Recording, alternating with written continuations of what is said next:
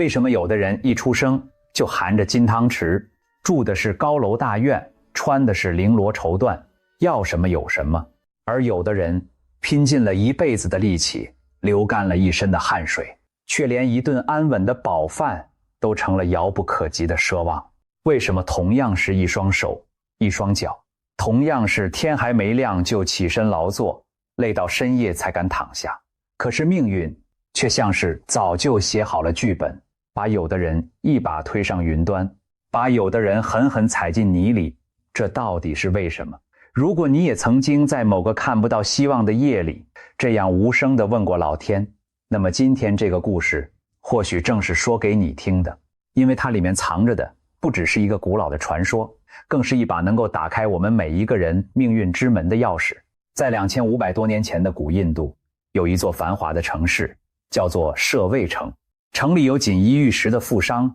有高高在上的貴族，也有一個誰都不会多看一眼的乞丐。他的名字早就沒有人记得了，人們只知道他從很小的时候就開始討飯，一直討到頭髮花白，牙齒掉光。他的一生好像就是為了乞討而活着。清晨，當富人家的炊煙裊裊升起，他就捧着一個破了口的碗，站在別人家的屋檐下，陪着笑臉，等着一點別人不要的殘羹冷飯。夜裡，當家家戶戶關上大門，點起溫暖的燈火，他就縮在冰冷的牆角，聽着肚子一陣一陣的叫，數着天上的星星，盼着天快點亮，好去討下一頓還不知道有沒有着落的飯。一年又一年，他看着別人蓋起新的房子，娶了媳婦，添了孩子，看着別人的日子越過越紅火，而他自己卻好像被釘死在了原地。他不是沒有努力過，他也曾經想學一門手藝，想找一份正經的活計，想像一個正常人那樣堂堂正正地站起来。可是不知道為什麼，他做什麼都不順。種田遇上旱災，顆粒無收；做小買賣被人騙得血本無歸；給人打工，東家一夜之間就破了產。到最後，他實在是累了，也認命了。他開始相信自己這一輩子大概就是這樣的命了，是老天爺注定要他窮，要他苦，要他一無所有的來，再一無所有的走。這種認命比貧窮本身還要讓人心寒，因為當一個人連希望都不敢再有的時候，他就等於是在自己活着的時候就已經把自己給埋葬了。直到有一天，他聽說那位覺悟了宇宙人生真相的佛陀正在城外的祇園精舍講法，無數的人從四面八方趕來，只為了聽佛陀說上一句話。這個乞丐的心裡忽然升起了一個念頭，他想，佛陀什麼都知道，什麼都看得清清楚楚，那麼佛陀一定能告訴他，他這一生到底是為了什麼。於是他鼓起了這輩子最大的勇氣，一路討着飯，一步一步地走到了佛陀的面前。他撲通一聲跪了下來，渾濁的眼睛裡含着積攢了一輩子的委屈和淚水，用沙啞的聲音問出了那個壓在他心底幾十年的問題：佛陀啊，我到底做錯了什麼？為什麼我這麼窮，這麼苦？難道我真的注定要這樣貧苦地過完這一生嗎？這個問題跨越了2500多年的時光，到今天依然重重地敲打在我們每一個人的心上。因為說到底，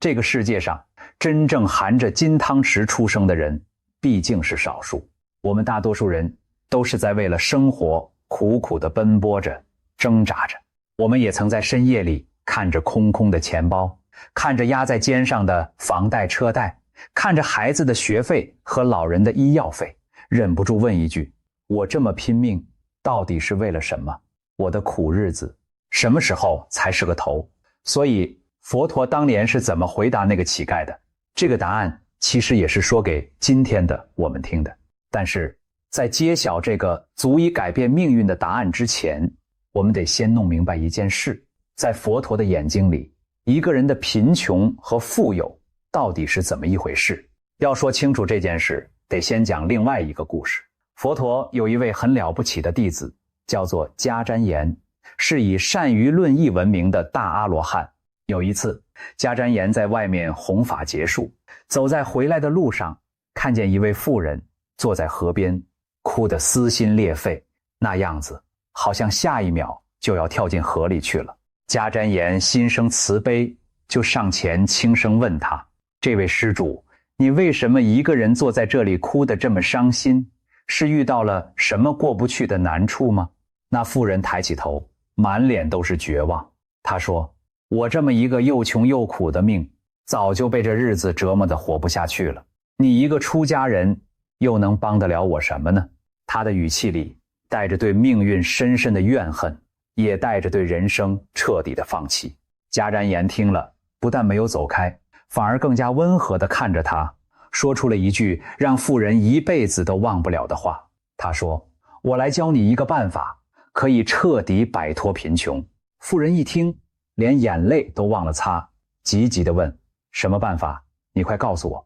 迦旃延不慌不忙地說：你可以把你的貧窮賣掉。婦人當場就愣住了，她瞪大了眼睛，覺得這個出家人是不是在跟她開玩笑。她說：貧窮也能賣，就算我想賣，這世上又有誰肯買呢？這時迦旃延才緩緩地說出了那個藏在最深處的真相。他說：貧窮當然可以賣，賣貧窮的方法就是布施。今生貧窮的人，是因為過去生慳貪吝嗇，從來不肯布施；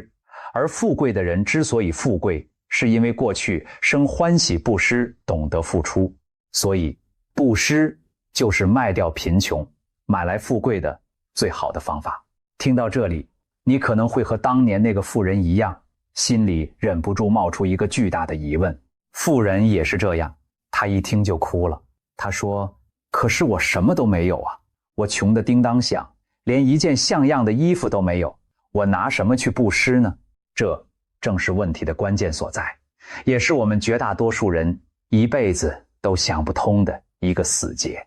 我們總以為布施是有錢人才做得起的事，我們總覺得等我有錢了，等我發財了，等我這個月的賬單付清了，我再去做善事，再去幫助別人。可是我們忘了，正是這種心念把我們一步一步地鎖死在了貧窮的牢籠裡。因為在佛陀的智慧裡，決定你貧富的從來就不是你口袋裡有多少錢，而是你這顆心願不願意打開，願不願意給。那位迦旃延尊者是怎麼做的呢？他沒有講一堆大道理，他只是默默地把自己手中托着的那個钵遞到了婦人的面前，說：布施並不一定要用錢，你看，你可以布施一钵清水給我喝。婦人一聽，這才恍然大悟，原來布施可以這麼簡單。他連忙跑到河邊，捧了一钵清澈的河水，恭恭敬敬地供養給迦旃延。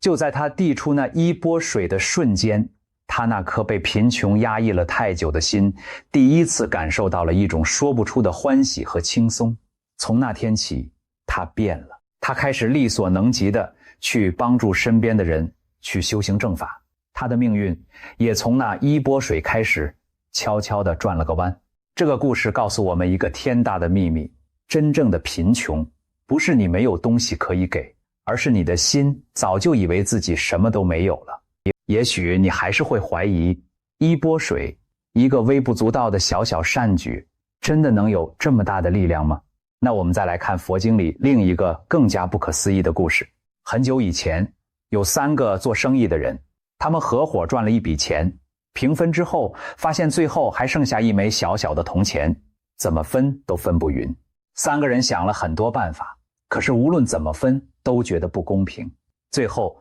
他們一致決定，乾脆把這一枚誰也分不走的銅錢虔誠地拿去供養了一位修行的出家人。就是這麼一枚微不足道的銅錢，一個看似隨手的決定，卻在冥冥之中種下了一顆驚人的種子。等到這3個人下一世再來到人間的時候，他們竟然又聚在了一起。而更奇妙的是，其中一個人在山裡採礦，隨便挖一挖就挖到了大量的黃金；另一個人在田裡種地，鋤頭一下去也是滿地的黃金；第3個人在水裡捕魚，同樣在水底摸到了數不清的金子。這件事驚動了當地的國王，國王心想，這些黃金按照律法都應該歸我所有，於是他派人到山裡、田裡、水裡去挖金子。可是奇怪的事情發生了，凡是國王的人挖回來的東西，全都變成了普普通通的石頭。國王百思不得其解，只好去請教佛陀，這到底是什麼緣故？佛陀微微一笑，說出了那個橫跨两世的因果。佛陀說，這是因為他們3個人在前一生曾經一起把最後剩下的那一枚铜錢虔誠地供養給了修行人。正是這一念的清淨與布施，讓他們在這一生感得了這樣不可思議的果報。你聽聽，這才是布施真正的奧妙。一枚小小的銅錢換來的是取之不盡的金山。這不是說布施是一場交易，而是說當你以清淨無私的心去給予的时候，你種下的那顆福德的種子會在未來長成一棵你自己都無法想象的參天大樹。所以佛法裡有一句話說得非常好，以清淨之心來行布施，即使只是1斗米那麼微小，也可以種下無量的福田。1文錢的布施也能消除1劫累積的罪業。反過來說，如果一個人布施的時候心裡念念不忘自己做了多大的善事，處處計較着要得到多少回報，那麼哪怕他捐出了黃金萬兩，也圓滿不了那份真正的功德。你看，重點從來不在於你給出去的東西有多貴重，而在於你給出去的時候，那顆心是不是真正的清淨，真正的歡喜，真正的不求回報。這就是為什麼一波水、1枚銅錢能夠改變一個人命運的真正原因。或許有人會問，既然布施能夠致富，那為什麼我明明也做過不少好事，也曾經樂善好施，可日子卻還是這麼緊巴巴的呢？這是一個很好的問題，也是很多人對因果產生懷疑，甚至退失善心的地方。其實佛法早就把這個道理說得清清楚楚了。因果是有時間的，有的業是今生造，今生就受報，這叫做現報；有的業是今生造，要到來生才受報，這叫做生報；還有的業是今生造下，要經過好幾世，甚至無量劫以後，等到因緣成熟了才受報，這叫做後報。這就好像我們在田裡種下一顆種子，有的當季就能結果，有的要等上好幾年才能開花，還有的要在泥土裡沉睡很久很久，才會在某一個意想不到的春天悄悄破土而出。所以你今天所承受的貧窮，是過去無量世累積下來的業，不是你今生做1-2件好事就能立刻扭轉過來的。同樣的道理，你今天所種下的每一份善，也一定不會白費，它絕不會憑空消失，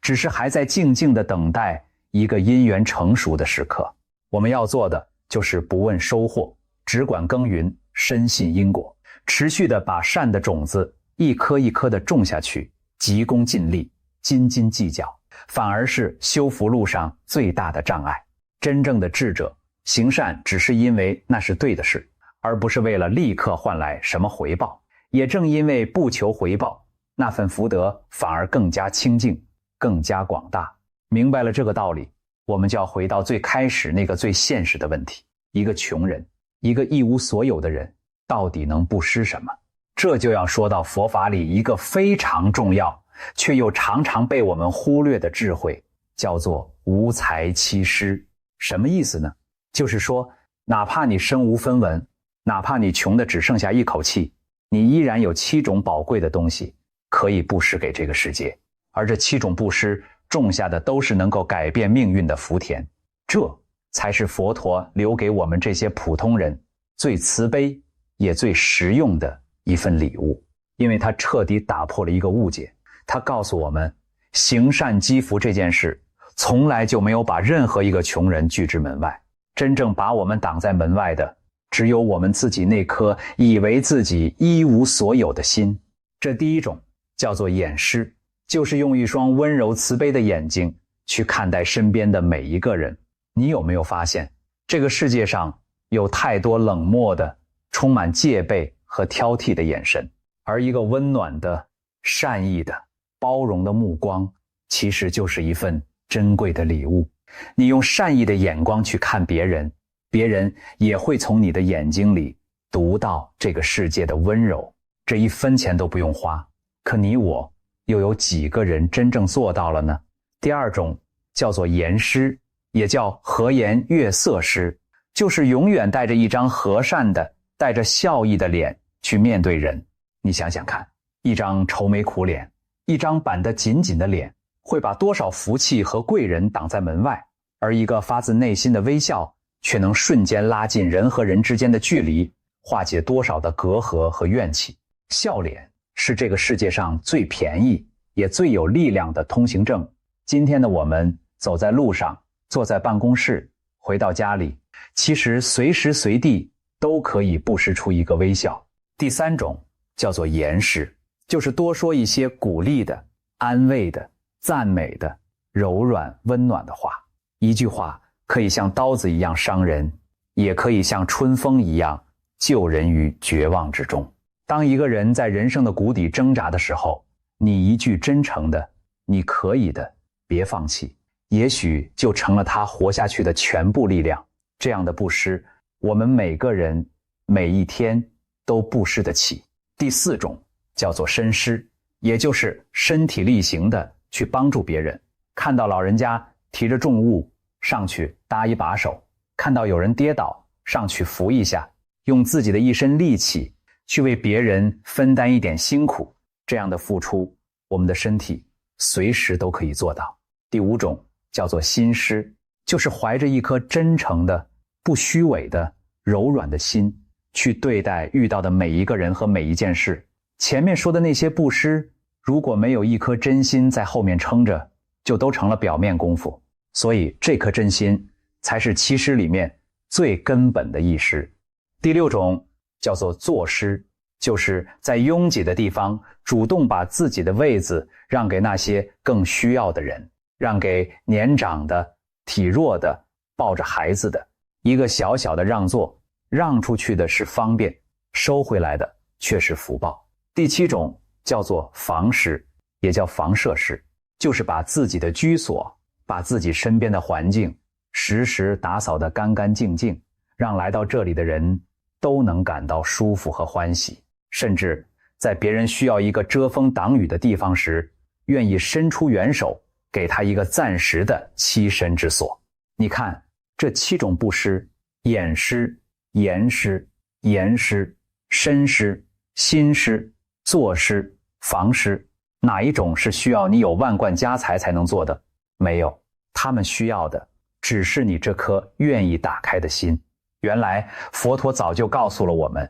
這個世界上根本就沒有真正窮到不能布施的人，只有那顆不肯打開的貧瘠的心。其實在佛法裡，布施還可以分成3個更大的層次，這也能幫我們把這件事看得更清楚。第一種是財布施，就是用金錢和物質去幫助有需要的人，這是我們最容易理解的一種。第二種是法布施，就是把好的道理、正確的智慧，能夠讓人離苦得樂的方法分享給別人。一個人如果因為你的一句話、一個提醒而想通了一件事，走出了人生的困境，那份功德甚至比給他金錢還要大。第三種叫做無畏布施，就是在別人恐懼、害怕、不安的時候，給他勇氣，給他依靠，讓他的內心重新安定下来。你在別人生病的时候陪伴他，在別人絕望的時候守護他，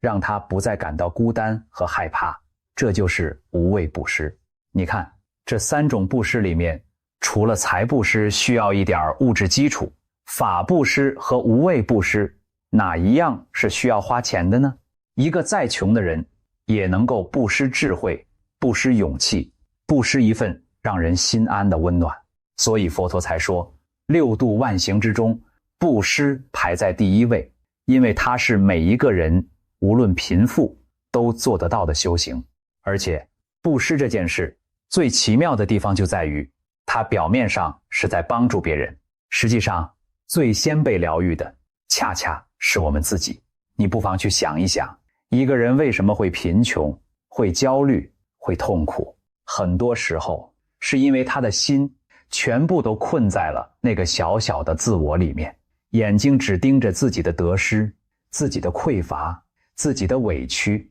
他的整個世界小的只裝得下他自己一個人。而當他開始布施，開始把目光從自己身上移開，去關心別人的冷暖，去體會別人的難處的時候，一件神奇的事情就發生了。他的心一下子就被打開了，被撐大了。他忽然發現，原來這個世界上比他更苦、更難的人還有那麼多。原來自己並沒有想象中那麼可憐。他在給予別人的過程中，重新找回了自己的尊嚴、力量和價值。所以佛陀才說，布施度的是慳貪，他真正度化的正是我們心中那個緊緊抓着不放，永遠都覺得不夠的貧窮的自己。當那顆慳貪吝嗇的心被慈悲一點一點地融化開來，福報自然就像春天解凍的溪水一樣，源源不斷地流了進來。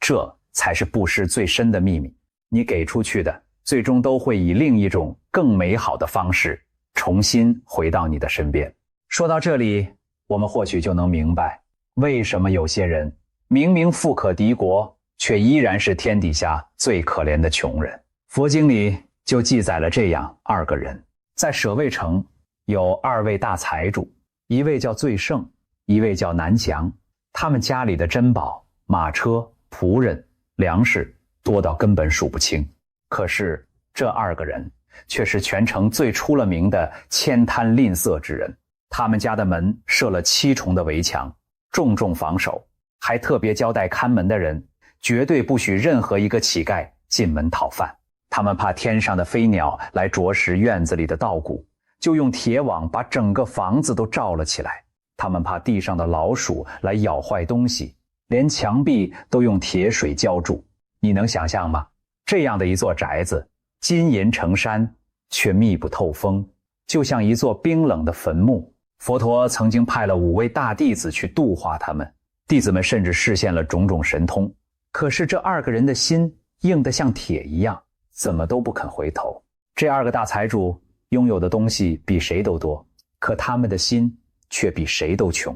他們一輩子活在恐懼裡，怕別人來分他們一杯羹，怕自己的財富有一絲一毫的損失。他們攥着金山銀山，卻連一粒米、一滴水都捨不得分給一個快要餓死的人。那麼你說，他們到底算是富人還是窮人呢？佛陀看得清清楚楚，這樣的人才是真正意義上的一贫如洗。因為財富的多少從來衡量不出一個人真正的貧富。一個心裡塞滿了慳貪和恐懼的人，就算坐擁天下，他的內心也依然是荒蕪一片。他一輩子都在守財，一輩子都活得提心吊膽，臨到頭來1分錢也帶不走，只留下一世的算計和不安。而一個心裡充滿了慈悲和歡喜的人，就算身無長物，他也是這個世界上最富有的人。原來貧與富的分界線從來就不在銀行的賬戶裡，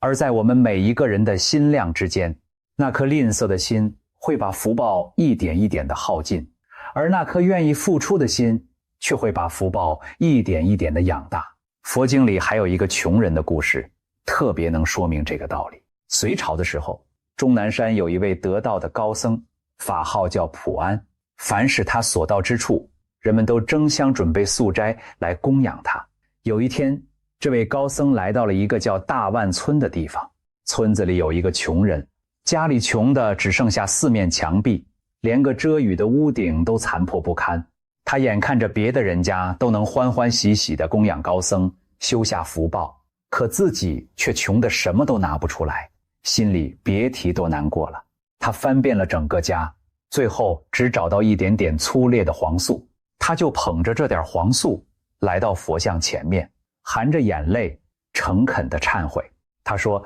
因為我前世的吝嗇和貪心，所以今生才受了這麼窮苦的報應。現在我在佛像前面誠懇地哀求十方的聖賢能夠接受我的懺悔。我用這麼粗賤的東西來供養眾僧，只希望我這貧窮的業報能夠從此結束。他一邊祈禱，一邊悄悄地把那點黃素混進了寺院準備第二天要煮的米裡。祈禱完，他就掩着眼淚回家了。第二天早上，奇妙的事情發生了，寺院裡煮出來的米飯竟然真的變成了淡淡的黃色。大家覺得很奇怪，一打聽才知道了事情的真相。於是村子裡許多有善心的人都被這個窮人的至誠所感動，紛紛拿出財物來救濟他。這個窮人的貧窮就這樣被他一顆懺悔和布施的心給徹底轉變了。你看，改變命運的從來不是那一點黃素，而是他終於願意打開心門，願意付出的那一念真誠。而說到布施的力量能有多大，佛陀時代最著名的例子就是那位給孤獨長者了。這位长者本名叫須達多，是舍衛城裡數一數二的大富豪。他為人非常仁厚，最喜歡救濟那些孤苦無依的窮人，所以人們都尊敬地稱他為給孤獨長者。有一次，他聽聞了佛法，深受感動，發願要為佛陀和众多的弟子建造一座宏偉的精舍。他四處尋找，終於看中了一座園林，那是祇陀太子最心愛的一座花園。可是太子根本不想賣，為了打消他的念頭，太子開了一個天大的玩笑。他說，除非你能用黃金把我這整座園林的地面全部鋪滿，我才肯賣給你。太子以為這樣一個近乎荒唐的條件一定能讓須達多知難而退，可是他錯了。須達多聽完，二話不說回到家裡，立刻叫僕人打開自己的倉庫，用一輛又一輛的大車裝滿了黃金，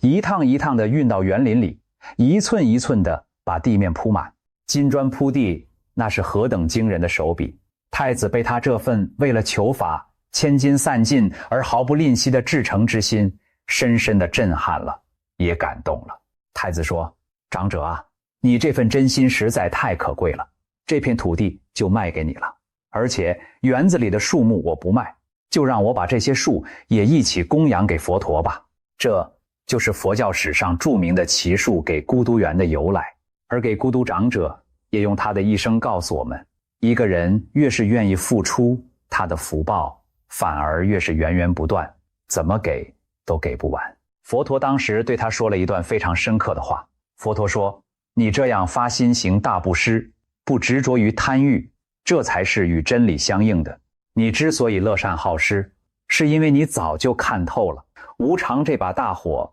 隨時都可能把你倉庫裡的財寶燒個精光。單純的儲蓄錢財，並不是真正的擁有財寶。把錢財拿去救人利世，那才是真正在為自己存下取之不盡的珍寶。布施看起來是在利益別人，其實最終受益的是我們自己。你聽聽，這才是頂級的智慧。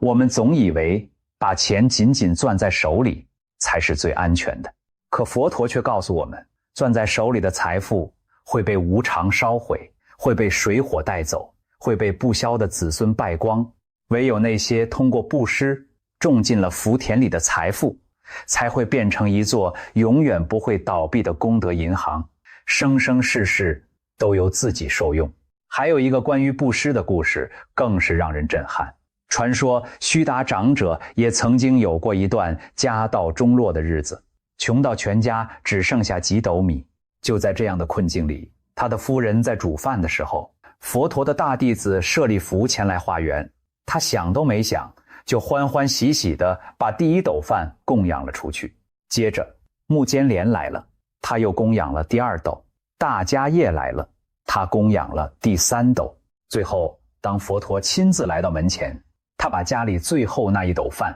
也恭恭敬敬地放進了佛陀的钵裡。他布施到全家連一頓飯都沒得吃了，卻沒有一絲一毫的後悔和吝惜。就在他供養出最後一斗米之後，奇妙的事情發生了。須達長者家中所有的倉庫頓時湧出了無量無邊的珍寶，比從前還要富貴。佛陀告訴他，你今天這樣的布施，罪滅福生，你過去世所造的一切慳貪的業力，從此徹底消除了。從今往後，直到你成就佛道，都不會再受到貧窮的果報。也許你會說，這些能布施出全部家當的人本來就有底氣。那我們再來看一個真正一無所有的老婆婆，她的故事會讓你徹底改變對布施的看法。有一次，國王設了一場盛大的无遮法會，供養佛陀和眾多的僧人，有錢有勢的人都帶着種種珍貴的美味佳肴前來供養。這時候，有一位貧窮孤苦的老婆婆也想來供養，可是她太窮了，翻遍全身，只有剛剛乞討得來的一點點大豆。她捧着這點大豆，滿懷着恭敬和渴望，來到法會的門口，卻被國王的侍衛狠狠地擋在了外面。她看着門內川流不息的人潮，每個人都帶着豐盛的貢品，而她卻連走進去的資格都沒有。她是那樣的渴望能夠用自己僅有的這一點東西來成就這場殊勝的法會，可是她做不到。慈悲的佛陀早就看見了這位老婆婆那顆無比虔誠的心，於是佛陀運用神通的力量，把老婆婆那一點點的大豆變化成了無量無邊的大豆，放進了法會上每一個人的食器裡。國王看到自己的食器裡竟然出現了大豆，勃然大怒，斥責廚師為什麼用這麼粗陋的食物來供養三寶。佛陀這時候才緩緩地告訴國王，這不是廚師的過錯。法會的門外有一位貧窮的老婆婆，她聽說你設了无遮法會，寧願自己餓着肚子也要把僅有的大豆拿來供養。她那顆布施的心是那樣的真誠廣大，所以我用神通成全了她的這份心願，讓在場的每一個人都能得到她的供養。你听，在佛陀的眼裡，一位一无所有的老婆婆用一捧大豆布施出去的那份心，比所有富人的山珍海味都要珍貴，都要廣大。看到這裡，你或許會覺得，原來佛陀給那個乞丐的答案就是叫他去布施。是，但又不完全是，因為佛陀的智慧遠比這還要深刻。他要告訴那個乞丐，也要告訴今天的我們的，是一個關於我們自身的更加驚人的真相。這個真相就藏在《法華經》裡一個流傳千古的比喻中，叫做依珠喻，也叫繫珠喻。這個故事說的是有一個窮人去拜訪一位很有錢的老朋友，朋友熱情地款待他，讓他喝得酩酊大醉，倒頭就睡。可是這位朋友臨時有急事，必須出遠門。他看着熟睡中一貧如洗的老友，心中不忍，就悄悄地從自己身上取下一顆價值連城的无價寶珠，縫進了這個窮人的衣服裡，然後才匆匆離去。那個窮人一覺醒來，什麼都不知道，他依然過着窮困潦倒的日子，四處漂泊，為了求得一口飯吃，受盡了千辛萬苦。他的衣服裡明明就藏着一顆足以讓他一輩子衣食無憂的寶珠，可他自己卻毫不知情，依然低着頭向全世界伸手乞討。就這樣過了很多很多年。有一天，他又和那位老朋友重逢了。朋友看着他這副落魄不堪的樣子，又是心疼又是驚訝，忍不住說，你這個糊塗人啊，怎麼會為了求一口溫飽，把自己弄成這個樣子？當年為了讓你這輩子都能過上好日子，我早就把一顆無價的寶珠縫在了你的衣服裡，它一直都在你的身上，你竟然完全不知道，還在外面吃這麼多的苦，受這麼多的罪，這不是太可惜，太糊塗了嗎？那個窮人聽了，趕緊撕開衣角一看，果然一顆璀璨奪目的寶珠正靜靜地躺在那裡。從那一刻起，他的貧窮永遠地結束了。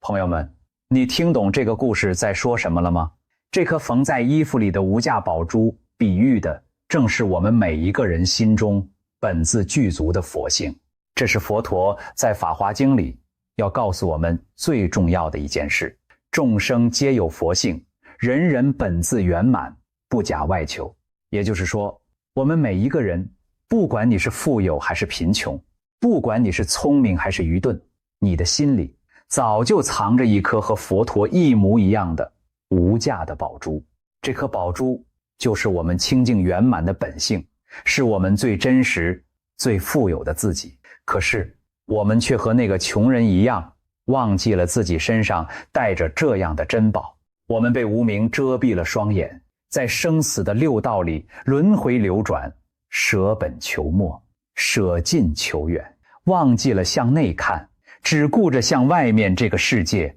苦苦的追討，苦苦的祈求。這才是佛陀眼中一個人最大也最可悲的貧窮，不是沒有錢，而是明明懷揣着整個宇宙的寶藏，卻活成了一個沿街乞討的乞丐。那個跪在佛陀面前的乞丐，他一輩子都在向外求，求別人施捨一口飯，求老天改變他的命運。他從來沒有想過向內看一看，他自己的心裡其實比任何人都要富有。他之所以窮，是因為他先在心裡把自己給判了貧窮的死刑。他認定了自己一無所有，於是他就真的活成了一無所有的樣子。原來很多時候困住我們的從來就不是外在的命運，而是我們自己給自己上的那道枷鎖，是我們自己認定的。我不行，我不配，我這輩子就是這個窮命的那個念頭。當然，這並不是說過去世的因果不存在，也不是說物質上的貧富沒有分別。佛法從不否認因果，今生的貧窮確實有可能是過去世慳貪的果報，今生的富足也確實是過去世布施的花開。但是佛陀的偉大之處在於，他從不讓我們被過去的因果困死在原地，怨天尤人。他告訴我們的是，命運的劇本永遠握在我們自己的手裡，哪怕過去種下的是苦因，只要我們從當下這一刻起開始轉變我們的心念，開始布施，開始付出，開始向內尋回那顆本具的寶珠，我們就能夠改寫未來的每一頁。就像佛經裡另一個故事說的那樣，波斯匿王有一位公主，從小就人見人愛，人緣特別好。波斯匿王很喜歡这個女兒，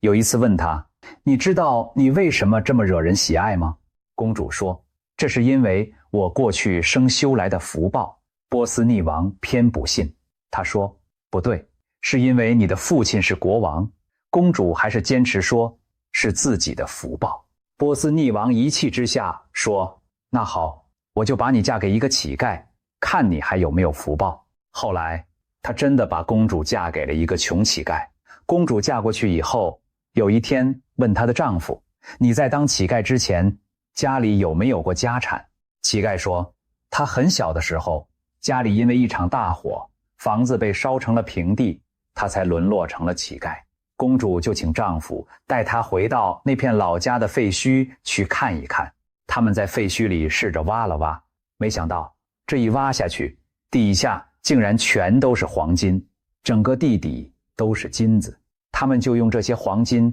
蓋起了一座漂亮的房子。後來波斯匿王知道了這件事，去請教佛陀。佛陀說，這位公主在前一尊佛的時候就是一位富家太太，那時她發心供養佛陀，種下了深厚的福報，所以這一生走到哪裡，福報都跟到哪裡。你看，福報這個東西是藏在一個人自己的心裡和業裡的，跟你嫁不嫁給國王一點關係都沒有。也正因為如此，佛陀才會一次又一次地告訴我們，衡量布施，衡量福報，看的從來不是東西的大小和多少，而是那顆心的真誠與否。佛經裡有一位非常窮苦的老婆婆，叫做難陀。在那個100年才能見到一次佛陀的殊勝日子裡，她也想供養一盞燈，可是她翻遍了全身，那一點點錢只夠買到最少最少的一點燈油。她就帶着那盞小小的隨時都可能熄滅的燈，跟在那些富有的信徒後面，來到佛陀的面前，點亮了它，然後無比虔誠的禮拜。說來也奇怪，那天夜裡，城中忽然無緣無故地颳起了一陣狂風，把所有富人供養的那些又大又亮的燈火全都吹熄了，唯獨難陀那一盞最不起眼的小燈，卻在狂風中始終燃燒着，大放光明，一直亮到了天明。你看，供養神佛，重要的從來不是供品的大小，而是你這顆心是不是足夠真、足夠純？一顆至誠的心，哪怕只點亮一盞小燈，那份光明也足以穿透整個黑夜。還有一對窮到只剩下一條布的乞丐夫妻，2個人只能輪流圍着這唯一的一條布出門去討飯。有一天，他們忽然想通了，他們這一生之所以這麼窮，不就是因為過去從來沒有布施過嗎？於是他們做出了一個驚人的決定，把這條他們僅有的賴以遮體的布供養出去。這件事傳到了佛陀那裡，佛陀讚嘆說，這對夫妻將來一定會得到非常殊勝的果報。當時正好國王也聽到了佛陀的這番話，深受感動，立刻和王后一起把自己身上穿戴的華貴寶衣和瓔珞全都取下來，送給了那對乞丐夫妻。你看，在他們獻出全部所有的那一刻，命運的轉機就已經悄然降臨。這就是佛法裡說的危機也能變成生機。當一個人肯在最艱難的時刻依然打開自己的心，依然願意付出，那份看似傻氣的真誠，恰恰能為他策發出最強大的福德。好了，我們繞了這麼一大圈，講了這麼多的故事，現在終於可以回到那個最開始的問題了。當那個跪在地上的老乞丐用一輩子的委屈問出，難道我注定要貧苦一生的時候，佛陀究竟是怎麼回答他的呢？佛陀沒有立刻給他錢，也沒有給他一句空洞的安慰，佛陀只是用一雙洞徹一切的慈悲的眼睛靜靜地看着他，然後說出了一句讓他當場如遭雷擊，整個人徹底醒悟的話。佛陀說，你之所以貧窮，並不是老天要懲罰你，也不是你命中注定，而是你這顆本來可以給予的心，被你自己親手關上了，關得太緊，也太久了。你一生都在向外乞討，卻從來不知道，你真正貧窮的是那顆從來不肯打開、不肯付出的心。你身上早就藏着一顆無價的寶珠，你卻低着頭向全世界討一口飯吃。這一句話像一道閃電，瞬間劈開了老乞丐心中那道積壓了幾十年的黑暗。他忽然明白了，原來這麼多年來，真正讓他一貧如洗的，不是別人的冷漠，不是老天的不公，而是他自己那顆早已認命的、緊緊攥着不肯鬆開的心。他總覺得自己什麼都沒有，所以他從來沒有想過要給。他總在計較別人給了他多少，卻從來沒有算過他能為別人做些什麼。他把自己活成了一個純粹的索取者，於是這個世界也就只回饋給他索取者應得的匱乏和貧瘠。而現在，佛陀為他指出了那條路，那條唯一能夠通往富足的路，不是向外去搶、去要，而是向內去尋、向外去給。他終於懂得了，改变命運的鑰匙從來就不在別人的手裡，而在他自己這顆心裡。從那一天起，這個老乞丐變了，他不再愁眉苦臉地站在別人的屋檐下，而是帶着一臉真誠的笑容去面對每一個人。這是他的嚴師，他討到了飯，遇到比他更餓的人，會分一半出去。這是他的身師和心師，他看到迷路的孩子，會用最溫柔的話去安慰。這是他的嚴師和演師，他把自己棲身的那個牆角打掃得乾乾淨淨，還會招呼同樣無家可歸的人來一起躲雨。這是他的作師和房師，他1分錢都沒有多，可他卻覺得自己好像一下子變得無比富有，因為他終於找到了衣服裡的那顆寶珠，他終於活出了那個本自圓滿的最真實的自己。而奇妙的是，當他真正打開心量，開始不斷布施的時候，那些曾經對他緊閉的門一扇一扇地為他打開了，人們開始信任他，願意給他活計，願意幫助他。他的日子就這樣一天天地好了起來，最終真的擺脫了一生的貧困。他悟得到，是心的富足，他成的富是福報的花開。講完這個故事，我想我們每一個人的心裡或許都應該泛起一些不一樣的漣漪了。我們總是羨慕別人的富有，抱怨自己的貧窮。我們總以為只要中一次大獎，只要遇到一個貴人，只要老天開一次眼，我們的人生就會從此不同。可是佛陀用2500多年前的智慧，早就告訴了我們，真正的富有從來不是一個結果，而是一種心態。真正的貧窮也從來不是你有多少錢，而是你的心有多封閉、多牽吝、多不知足。一個懂得知足、懂得惜福、懂得布施的人，就算住在陋巷，喝着粗茶，他的內心也是豐盈而安穩的。而一個永遠不滿足、永遠在計較、永遠向外索取的人，就算金山銀山堆滿了屋子，他的內心也永遠是那個站在寒風中向全世界討飯的乞丐。其實我們很多人一輩子的痛苦都來自於一種深深的匱乏感。我們總覺得自己擁有的還不夠，總覺得自己少了點什麼，總是把眼睛盯在自己沒有的東西上，卻對自己已經擁有的一切視而不見。我們有健康的身體，卻不懂得珍惜；我們有愛我們的家人，卻總是嫌棄和抱怨；我們有一日三餐，有一個能遮風擋雨的家，可我們卻從來沒有真正的為這些感恩過。這種對已有的一切視而不見，卻對沒有的東西拼命追逐的心態，就是我們內心真正的窮病。佛法裡講惜福、講知足，其實就是在治我們這個窮病。當你開始真正的看見並且感恩自己所擁有的一切，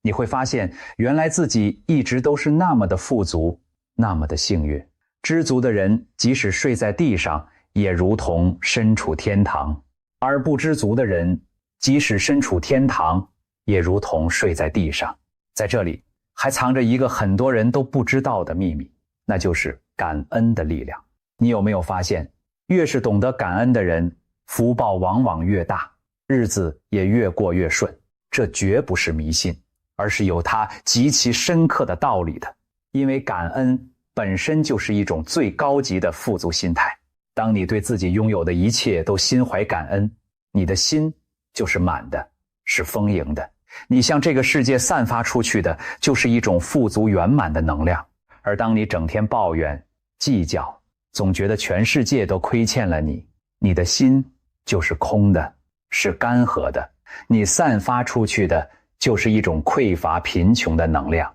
這個世界很奇妙，你是什麼樣的心念，久而久之就會吸引來什麼樣的境遇。一個懂得對一碗白飯都心存感恩的人，老天總不會讓他餓着；一個連山珍海味都嫌不夠好的人，反而常常食不知味，活得痛苦。所以從今天起，試着在每一個清晨醒來的時候，先對自己也对這個世界輕輕地說一聲謝謝。謝謝我還好好的活着，謝謝我還擁有一副能動的身體，謝謝我還有機會去愛、去付出、去創造美好的明天。當你開始這樣做的時候，你就已經悄悄地走在了那條通往真正富足的路上了。所以如果你此刻正被生活的重擔壓得喘不過氣，如果你也曾在深夜裡問過那個乞丐同樣的問題，那麼請記住佛陀留給我們的這份禮物。你不需要等到有錢了才去付出，從今天起，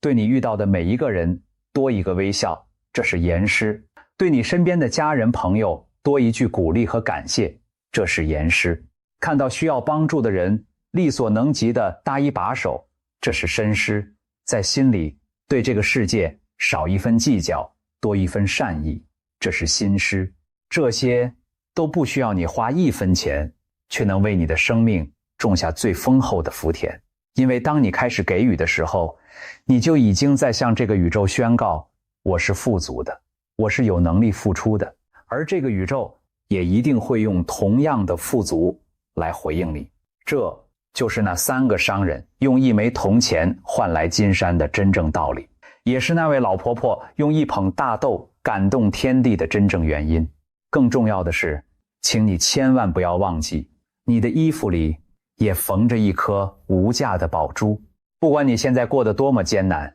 多麼窘迫，你的內心深處都藏着一份任何人都奪不走的圓滿的富足。你從來就不是一個一無所有的乞丐，你只是暫時忘記了向內去看一看，當你不再一味地向外攀求，而是靜下心來，回到自己的內在，你會發現，你所苦苦尋找的那份安寧，那份富足，那份幸福，其實一直都在你的身上，從未離開。這就是佛陀想要告訴那個乞丐，也想要告訴今天的我們最溫柔也最有力量的一句話：你的貧窮從來不是命中注定，改寫命運的那把鑰匙一直都握在你自己的手裡。其實說到底，我們每一個人又何嘗不是那個跪在佛陀面前的乞丐呢？我們或許不缺一頓飯，不缺一件衣，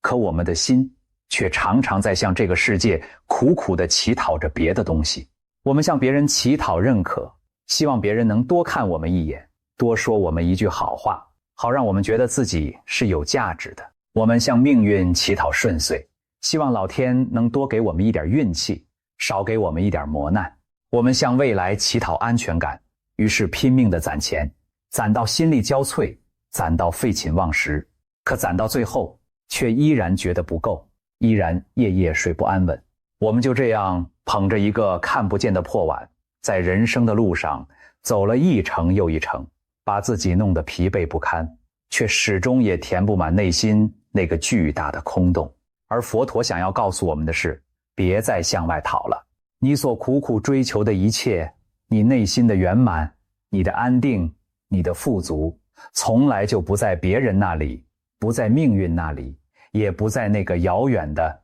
你永遠都追不上的未來那裡，它就在你的當下，就在你這顆願意放下執着，願意知足感恩，願意付出布施的心裡。當你真正不再乞討的那一刻，你就會恍然發現，自己原來早已是這個世界上最富有的人了。